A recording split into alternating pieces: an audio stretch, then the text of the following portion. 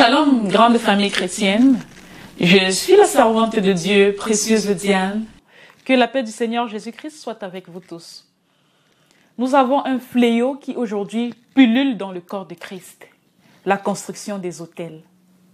Plusieurs conducteurs ont demandé aux fidèles de l'Église au corps de Christ de construire des autels à Dieu, de bâtir des autels d'alliance, de construire des autels qui leur servira de portail interdimensionnel avec Dieu, de bâtir des autels pour un nouveau départ dans la vie, pour la prospérité, de bâtir un autel pour sa délivrance, pour la guérison. La polémique a été tellement grande que 2 écoles se sont créées par rapport à la construction des autels. Il y a la première école enseigne qu'il faut construire un autel et et donner une offrande à Dieu devant son autel, afin de pouvoir recevoir de Dieu une grâce particulière ou afin de pouvoir recevoir un exaucement. Ils ont pris l'exemple avec les versets bibliques de l'Ancien Testament où ils disent que Dieu, personne dans la Bible, dans l'Ancien Testament, ne s'était jamais présenté devant Dieu pour obtenir une faveur de Dieu sans au préalable avoir eu une offrande. Ils vont prendre des versets, des exemples de Saül qui avait refusé d'aller se présenter devant le sacrificateur parce qu'il n'avait pas d'offrande. Ils ont pris beaucoup d'exemples et avec lesquels ils ont justifié l'enseignement qu'ils ont donné. Une autre école dit un autel c'est indispensable, il faut bâtir un autel parce qu'un autel c'est qu'une alliance qu'on fait avec Dieu et dans cette alliance-là on a la garantie d'avoir une relation soudée, unie et à long terme avec le Seigneur. Malheureusement, ces 2 écoles enseignent des théories s'appliquant sur des versets bibliques qui sont faussement compris, faussement expliqués et pris hors contexte. Vous savez tous avec moi qu'un verset biblique, lorsqu'il est pris hors contexte, il devient un prétexte. Nous continuons de nous poser la question. Devrions-nous bâtir un autel? Quelle est la vérité cachée derrière? Je vais vous donner pour ceux qui ne savent pas ce que c'est qu'un autel la définition, selon le contexte biblique. Un autel, selon le contexte biblique, est une table faite de pierres rudes ou de terre cuite sur laquelle les populations offraient des offrandes à Dieu ou alors ils immolaient des sacrifices pour Dieu ou pour leur Dieu. Et en hébreu, la traduction hébraïque du mot autel veut dire offrir à ou alors égorger. Vous devez savoir que dans le contexte de l'autel, c'est cette table d'offrande. Il y a nécessité d'avoir un sacrificateur qui est la personne qui fait la procédure d'offrir cette offrande à Dieu. Et il y a le sacrifice qui peut être un être humain, qui peut être un animal. Pourquoi le sacrifice qui peut être un être humain? Parce que plusieurs autels ont été construits aux dieux païens dans l'Ancien Testament et surtout aux dieux Baal, et les populations païennes offraient leurs propres enfants en sacrifice devant l'autel à Dieu. Nous avons aussi d'autres, à leur Dieu, pas au Dieu créateur bien sûr. Nous avons aussi certaines loges secrètes qui pratiquent des cultes secrets dans le noir, où ils offrent des êtres humains en sacrifice devant des autels aux démons. Je reviens donc rapidement dans le contexte corps de Christ. Dans la Bible, un autel était construit pour déposer dessus une offrande qui pouvait être végétale ou alors une offrande ou un sacrifice qui pouvait être animal, c'est-à-dire une brebis, un bœuf, un bouc. Et pour vous expliquer concrètement comment est-ce que l'autel a évolué depuis l'Ancien Testament jusqu'au Nouveau Testament, je vais diviser les périodes en 3. Nous allons prendre les périodes avant la construction du tabernacle par Moïse, la période après la construction du tabernacle et la période qui environne la mort du Seigneur Jésus-Christ sur la croix. Concernant la période d'avant la construction du tabernacle, le tout premier autel avait été construit par Noé, après sa sortie de l'arche pendant le déluge.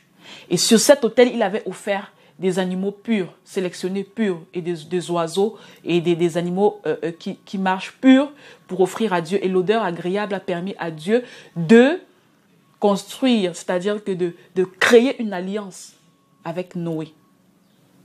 D'autres personnes ont fait des autels avant la construction du tabernacle. Il y a Abraham qui a fait un autel que vous connaissez tous. Il avait fait construire un autel sur lequel il a voulu, selon la recommandation de Dieu, donner son fils en sacrifice, comme le sacrifice.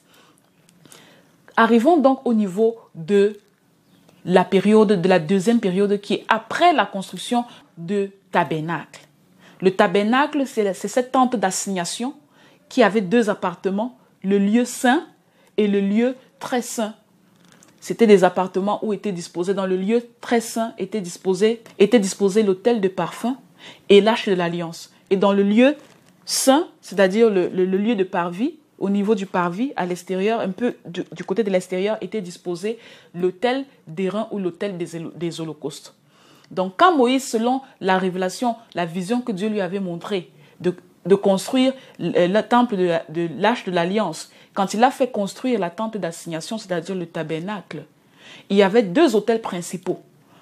À l'intérieur du Saint des Saints, il y avait l'autel des parfums où on ne devait offrir que l'encens, et à l'extérieur, il y avait l'autel d'airain qui était l'autel des holocaustes. C'est-à-dire que sur cet autel, on offrait des sacrifices immolés qui devaient être brûlés toute la nuit pour que l'odeur agréable monte jusqu'à Dieu. Et à part ces 2 autels bien connus, plus ou moins, disons, officiels, utilisons ces termes-là, il y avait d'autres autels qui avaient été construits pour Dieu en signe de reconnaissance un peu partout sur la terre des Canaan.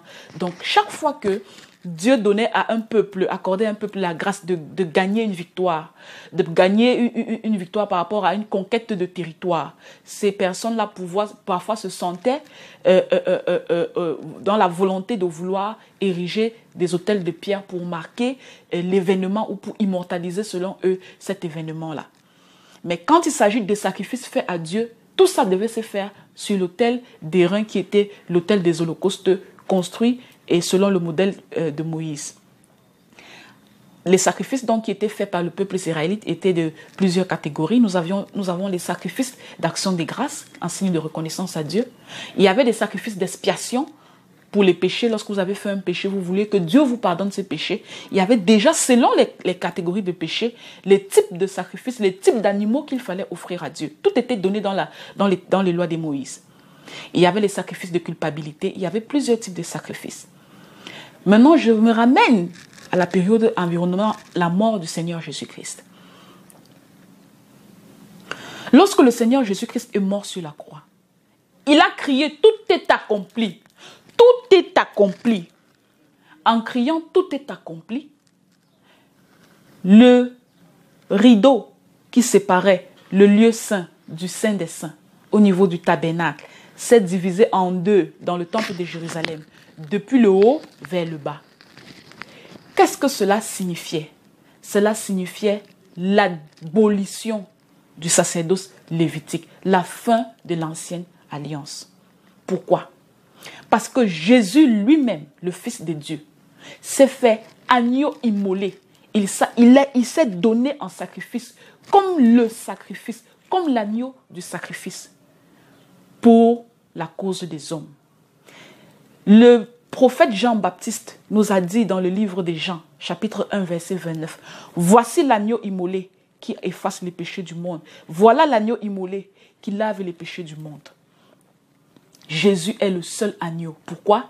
Parce que dans l'ancienne alliance, Dieu n'était plus satisfait de péché, des sacrifices de brebis ou de bœufs. Parce que le sang des bœufs et des brebis couvrait juste le péché, mais il n'effaçait pas le péché. C'est pour ça qu'il a choisi son agneau à lui, qui est son fils qu'il a livré pour les hommes. Jésus a été désigné par Dieu lui-même, souverain sacrificateur par l'ordre de Melchizedek. Dans le livre d'Hébreux, chapitre 5, verset 10.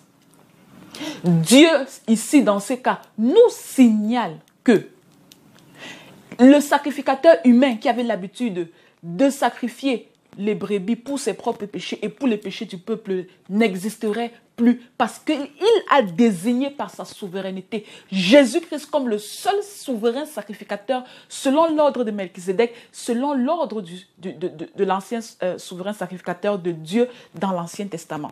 Celui qui avait reçu la dîme d'Abraham, la dîme de tout Melchizedek, le roi de Salem. Donc Jésus devient lui-même le sacrificateur. C'est pour ça que le temple, le rideau s'est déchiré en deux. Parce qu'il ne pouvait plus avoir de sacerdoce fait de mains d'hommes. Nous sommes passés au sacerdoce spirituel fait de Jésus lui-même.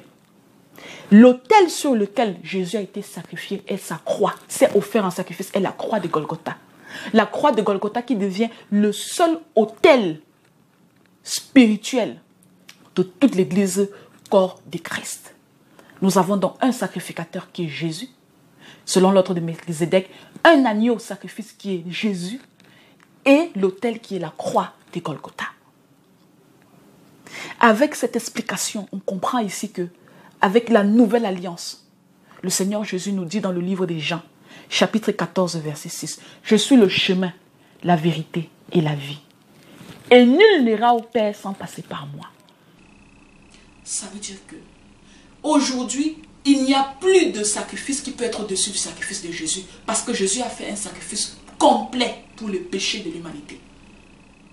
Il est venu dans la grâce de la nouvelle alliance. Il est le seul chemin, la seule vérité, la seule vie. Prenons donc le sujet qui nous intéresse le plus aujourd'hui. Les réalités du corps de Christ. Ce qui se cache derrière les sacrifices faits par la famille chrétienne aujourd'hui. Dans les constructions des autels. Vous allez vous rendre compte qu'il y a des pasteurs qui ne sont pas forcément satanistes, qui ont des intérêts personnels. C'est-à-dire que ce sont ces pasteurs-là qui prennent les versets bibliques qu'ils ne comprennent pas eux-mêmes, ou parfois certains comprennent, qu'ils ne comprennent pas eux-mêmes, ils tirent ça hors contexte et ils commencent à vous donner des explications qui n'ont pas vraiment de début ni de fin pour vous justifier le fait qu'ils ont besoin d'argent.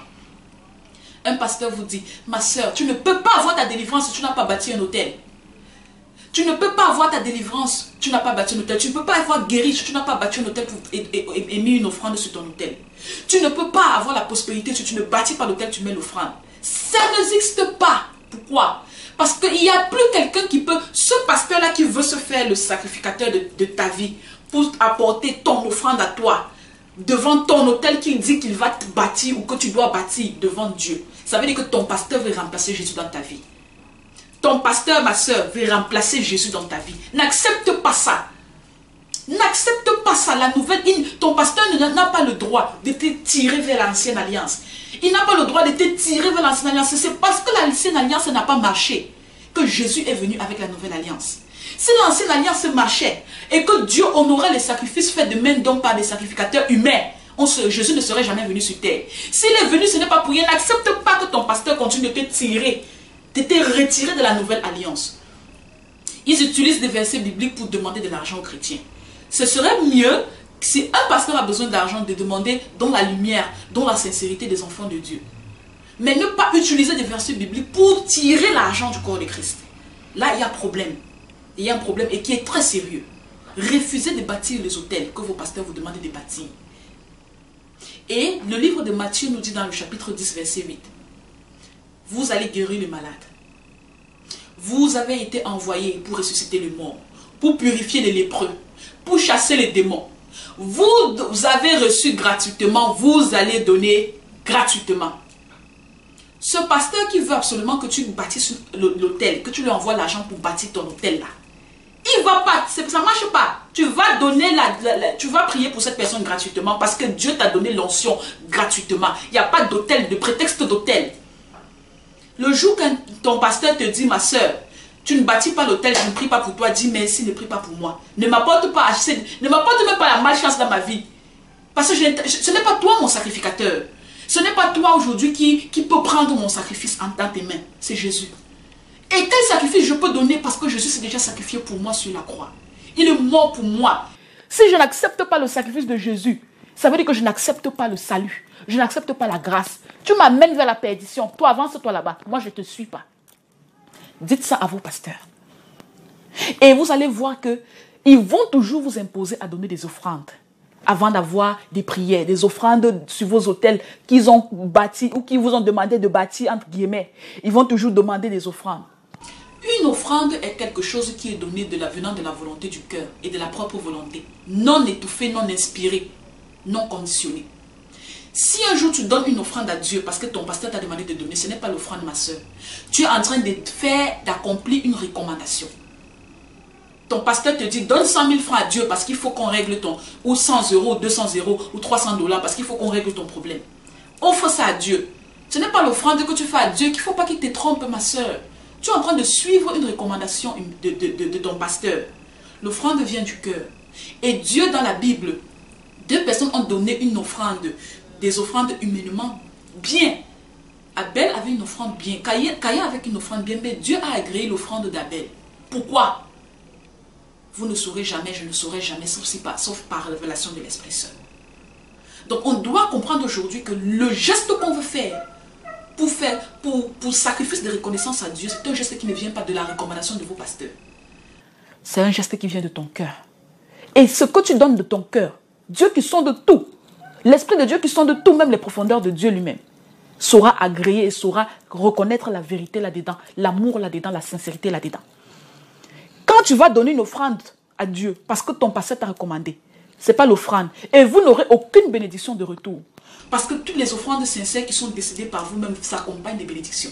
Quand c'est quelque chose que quelqu'un vous demande de faire, c'est une recommandation, il n'y a pas la bénédiction qui vient derrière. C'est ce que je voulais signaler. Regardez aussi une autre catégorie de pasteurs, ceux qui s'appellent pasteurs satanistes. Ce sont des satanistes qui s'appellent pasteurs. Ce sont des loups déguisés, infiltrés là dans la bergerie. Ils sont nombreux aujourd'hui. Nombreux là dans le corps de Christ. Eux, quand ils veulent prendre vous demandent quand ils vous demandent de bâtir des hôtels, ils sont différents de ceux de la première catégorie. La première catégorie, ils vont vous demander de bâtir l'hôtel pour l'argent. Ceci, ce n'est pas pour de l'argent, ne vous inquiétez pas. C'est pour autre chose. Spirituellement parlant, vous êtes en train de vendre vos âmes à ces gens. Ces gens qui sont en alliance avec des démons. Ces gens qui travaillent pour des démons et selon des recommandations des démons. Quand un pasteur infiltré, sataniste, est allé prendre la magie, est allé prendre les gris-gris, les fétiches, en alliance avec un démon, pour avoir une grosse église, pour avoir beaucoup de fidèles, il y a quelque chose qui doit donner un retour à ces démons. Le démon n'a jamais rien donné pour rien. Satan n'a jamais rien donné pour rien. Quand il va faire son initiation, pour avoir des bagues magiques, pour avoir des eaux bénites, pour avoir des sels bénis, pour avoir des fausses prophéties sataniques, pour avoir les miracles, les faux miracles de guérison, les faux miracles de ci, de ça. Il doit rembourser ce qui lui a été donné dans le monde des ténèbres là. Et comme il va rembourser, il y a des stratégies qui sont mises en place. Quand tu te présentes devant un pasteur satanique, il va te dire, construis l'hôtel. Tu dois bâtir ton hôtel. Tu dois bâtir ton hôtel, sinon ta vie ne marchera pas. Lui, il est devant vous quoi? Il est le sacrificateur. L'hôtel là, ne vous inquiétez pas, il a déjà construit son hôtel dans le monde des ténèbres. C'est déjà prêt. Qui est le sacrifice? C'est la bonne question qui me fait trembler. Qui est le sacrifice? Vous êtes le sacrifice. On sacrifie à qui? Au démon. Ma soeur, s'il te plaît, il faudrait que tu envoies ton argent pour bâtir ton hôtel. Et parce qu'il faut que tu envoies maintenant l'argent pour l'offrande de ton hôtel. L'argent que vous envoyez là, il va effectivement mettre ça devant l'hôtel du démon. Et c'est comme ça que depuis que vous avez construit l'hôtel avec votre pasteur, vous êtes dans la misère financière. Vous n'avez plus jamais vu plus de 500 euros, plus de 200 euros avec vos yeux. Vous ne savez pas ce qui se passe. Vous avez donné en sacrifice vos biens financiers. Certaines femmes, depuis qu'elles ont bâti des hôtels, elles n'ont plus jamais eu d'accouchement. Or, elles avaient peut-être commencé à bien accoucher sans problème. D'autres, depuis qu'ils ont bâti les hôtels, n'ont plus jamais eu la paix dans le foyer. D'autres, depuis qu'ils ont bâti les hôtels, n'ont plus jamais eu la paix dans la famille. D'autres, depuis qu'ils ont bâti des hôtels, les enfants ont des problèmes. De ceci, de cela. Des choses qui commencent à arriver dans la vie bizarrement, on ne sait pas d'où ça sort. Parce qu'on a commencé à bâtir un hôtel. Vous avez sacrifié. Et qu'est-ce qu'ils prennent? Ils prennent vos âmes. Ces âmes-là qu'ils ensorcellent. Depuis que tu as bâti l'hôtel avec ton pasteur, même quand il te parle de Satan, même quand il a des œuvres qui exposent son satanisme, tu n'arrives plus à voir. Tu vois même, tu n'arrives plus à te détacher. Parce qu'il t'a déjà donné un sacrifice à son démon. Tu as bâti l'hôtel, tu t'es couché sur l'hôtel que tu as bâti. Tu as dit, me voici, fais de moi ce que tu veux. C'est ça qui se passe dans le corps de Christ. C'est là, je vais trahir ce pasteur sataniste-là. C'est comme ça que ça se passe. C'est comme ça qu'ils font. N'acceptez plus jamais pour jamais. Et ceux qui ont déjà travaillé avec les pasteurs satanistes, qui leur ont déjà envoyé l'argent pour bâtir des hôtels, priez, délivrez-vous, faites des prières de délivrance. Parce que vous êtes un sacrifice jusqu'à votre mort si Jésus n'intervient pas, si Jésus ne brise pas. Parce que vous voulez remplacer Jésus, vous ne pouvez pas remplacer. Vous n'êtes pas Jésus. Dieu ne vous agrée pas en tant que sacrifice. Il a agréé Jésus en tant que sacrifice.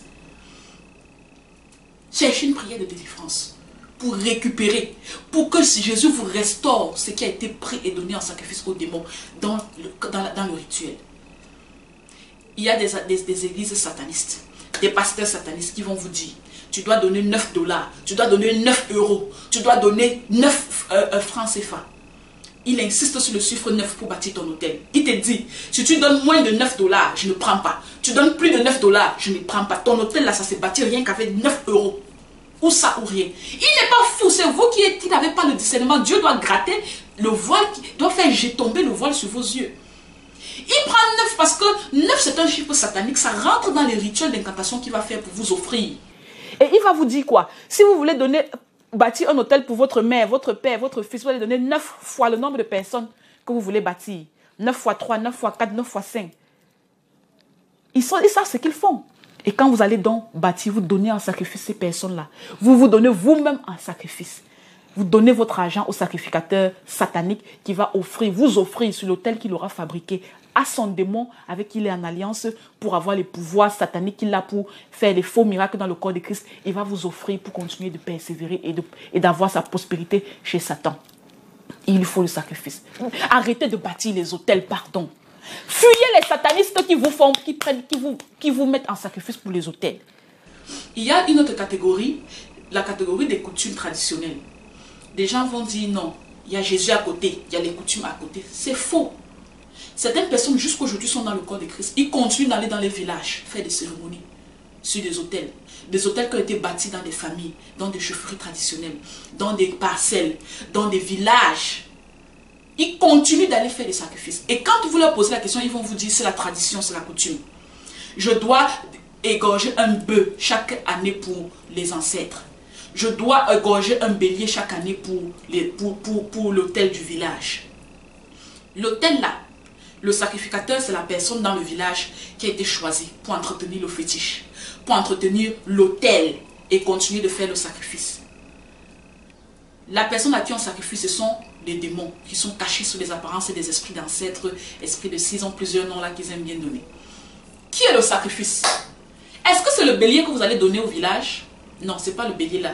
Les démons ne se nourrissent pas de sang de bélier, le démon ne se nourrit pas de sang de bouc, le démon ne se nourrit pas de sang de porc, le démon ne se nourrit pas de sang de tous les animaux que vous allez offrir là-bas dans vos villages. Le démon a besoin du sang humain. Donc quand vous payez votre bouc là, vous amenez devant le sacrificateur, le féticheur du village pour donner devant l'autel des ancêtres. C'est vous qui êtes le sacrifice, vous ne savez pas, vous ne saurez jamais. C'est vos grâces que vous sacrifiez à ces démons-là. C'est vos grâces que Dieu vous a données, votre prospérité, votre maternité, votre mariage, votre avancée professionnelle, votre discernement, votre vie avec Dieu. C'est ça que vous sacrifiez aux démons. Ils ne prennent le petit boulot, le bélier, mouton, tout ça, c'est le protocole. C'est vous qui êtes le sacrifice. Arrêtez d'être les sacrifices dans les hôtels de vos familles. Quand ces païens-là veulent faire les choses avec les démons, ils veulent s'offrir, laissez-la, ils s'offrent. Vous là, sachez que Jésus s'est offert en sacrifice pour vous. Votre autel, c'est la croix, il s'est offert sur la croix de Golgotha. Et il est lui-même le sacrificateur de votre vie. Jusqu'à perpétuité, c'est-à-dire jusqu'à ce que le monde ça finisse. Ils aiment bien vous utiliser des coutumes, des traditions et des gros mots pour vous conforter dans les choses que vous faites. N'acceptez plus ça. Il y a la catégorie de ceux qui construisent les hôtels. Et leurs pasteurs leur disent que c'est pour créer la porte interdimensionnelle de communication avec Dieu. Ma soeur, on te dit cherche dans ta maison, dans ta chambre, quelque part, un endroit calme, propre, où tu vas ériger un hôtel pour Dieu, pour entrer en alliance avec Dieu. Là-bas, tu vas mettre toutes les choses que tu utilises quand tu veux prier Dieu, quand tu veux adorer Dieu, ta Bible, tes choses. Dans d'autres confessions, on va dire, mets tes bougies, mets tes photos de ceci, mets tes statuettes de cela, mets tes chapelets, va prier, tout. Les gens, chacun a sa façon de faire son hôtel. Ceux qui sont dans le corps de Christ et font pour eux, comme ils refusent les photos et les statuettes et les choses d'idolâtrie, ils vont faire pour eux leur petit hôtel avec les petits endroits qu'ils ont préparés, les petites fleurs, la Bible et tout, c'est tout. Et puis ils vous disent, quand vous finissez de construire l'hôtel, appelez-moi, je vais prier pour vous. Je vais prier pour connecter ton hôtel à la maison. à mon hôtel ici à l'église. Sataniste. Sataniste. D'où sort cet hôtel-là? Jésus est omniscient, il est omniprésent, il est omnipotent, il est partout. Je prie Jésus dans ma cuisine, je prie Jésus sous ma douche, je prie Jésus au boulot, je prie Jésus dans ma voiture. Je n'ai pas besoin d'un endroit spécial, humainement parlant, qui a été construit pour là où je vais dire, ça c'est mon endroit de rencontre avec Dieu. Dieu lui-même a dit, la terre c'est mon marchepied. Il a dit à David, qu'est-ce que tu veux, tu veux absolument me construire un temple là? Tu penses que je veux vraiment, que le temple fait de main d'homme là, c'est ça qu'il me faut vraiment? Ça veut dire quoi? Il n'y a pas d'endroit sur terre qui pourrait être un culte ou un endroit agréable de rencontre avec Jésus. Selon le contexte et la définition avec laquelle les hôtels se créent dans les maisons, dans les églises. C'est de l'idolâtrie. C'est de l'idolâtrie. Quand tu veux aller dans une église et que dans cette église, tu te rends compte qu'il y a des endroits spécialisés où on a dit ça c'est un endroit qu'on a aménagé pour tel, pour prier pour tel. Ça c'est un endroit, c'est dangereux. Commencez à vous poser des questions. L'église au corps de Christ qui est l'église locale. Là où 2 ou 3 sont réunis, je serai. Ça veut dire que Dieu n'est pas là où il y a des hôtels. Dieu n'est pas là où on a construit un hôtel. Dieu est là où il y a la personne humaine, le cœur humain, l'esprit humain du membre du corps de Christ. Là où, ça c'est là où Dieu est. Chacun de vous est un hôtel vivant de Dieu. Chacun de vous par Jésus est un hôtel vivant de Dieu. Même dans un temple, dans une église, ce n'est pas les murs qui forment l'église. Parce que l'église locale, c'est l'église spirituelle du corps de Christ. On va vous faire construire des églises, on va vous dire, il y a un endroit là-bas à l'église où vous devez aller vous agenouiller tous les mois. Vous devez aller baiser l'autel. Vous êtes en train de vous donner en sacrifice à des hôtels qui ont été construits, non pour le Dieu que je connais, le Dieu créateur du ciel et de la terre, mais pour les démons qui sont cachés derrière, infiltrés derrière. Si vous êtes déjà allé baiser une hôtel quelque part, cherchez, priez pour votre délivrance. Brisez ça. Brisez ce lien-là que vous avez créé. Demandez la restauration et la réparation pour tout ce qui vous serait retiré, tout ce que vous-même vous aurez donné en sacrifice pendant cette pratique-là. Vous êtes déjà allé... Il y a des pasteurs, toujours dans cette histoire d'hôtel, ils vous disent que c'est des portes interdimensionnelles pour communiquer avec Dieu. C'est faux, c'est des pistes d'atterrissage. C'est même pasteurs satanistes qui vous demandent de faire des hôtels dans vos maisons. La nuit, pardon, en journée, ils envoient des démons qui vont entrer par cette porte-là, que vous avez construit de vos propres mains. C'est ce qu'on appelle les objets familiers, les pistes d'atterrissage. Quand il vous dit qu'il va prier pour connecter ça à son hôtel, à l'église, il va connecter, c'est-à-dire il est en train de vous détruire. Il y a des chrétiens qui vivent dans la sanctification, qui ont confessé, qui ont repenti, qui ont tout fait, qui se sont repentis, qui ont confessé leurs péchés, mais qui continuent d'avoir des combats spirituels, ils ne savent pas d'où ça vient. Or, ils ont construit un hôtel, une piste d'atterrissage où les démons entrent dans leur maison. Et où les pasteurs qui leur ont demandé de faire ça, ont eux-mêmes exercent le pouvoir spirituel satanique dans leur vie par ces hôtels-là. Chrétien, tu as un hôtel dans ta maison, va détruire maintenant. Mets pause sur la vidéo, va saccager tout ça. Jésus est dans ton cœur. Le corps de Christ, ouvrons les yeux, ayons le discernement. Aujourd'hui, je vous invite, chrétiens, avant qu'on ne se sépare. Je dis aujourd'hui, dites à ces pasteurs-là, le seul sacrificateur de ma vie, c'est Jésus. Je refuse que tu sois le sacrificateur à la place de Jésus dans ma vie. Je te refuse comme sacrificateur à la place de Jésus dans ma vie. Mon seul sacrifice qui a été déjà fait pour ma cause, pour mes péchés, pour mes grâces, c'est le sacrifice de Jésus, qui est le seul agneau de Dieu. Mon autel, c'est la croix de Jésus. La croix de Jésus qui est dans mon cœur. La croix de Jésus qui est mort à Golgotha. C'est ça mon autel dans mon cœur et dans mon esprit. Ouvrez les yeux, famille chrétienne. Acceptez plus de vous faire escroquer financièrement. N'acceptez plus d'être engagé dans des rituels où vous condamnez vos vies, la vie de vos familles. Vous ajoutez des problèmes sur des problèmes qui existent déjà. À la question, devrions-nous bâtir des hôtels? Non et non et non. Jamais ne bâtissez plus jamais d'hôtel. N'essayez plus. L'hôtel a déjà été bâti. Le sacrifice a déjà été fait. L'agneau a déjà été consommé. Le sacrificateur est là. Il est aujourd'hui dans le tabernacle céleste, en train d'intercéder pour vous.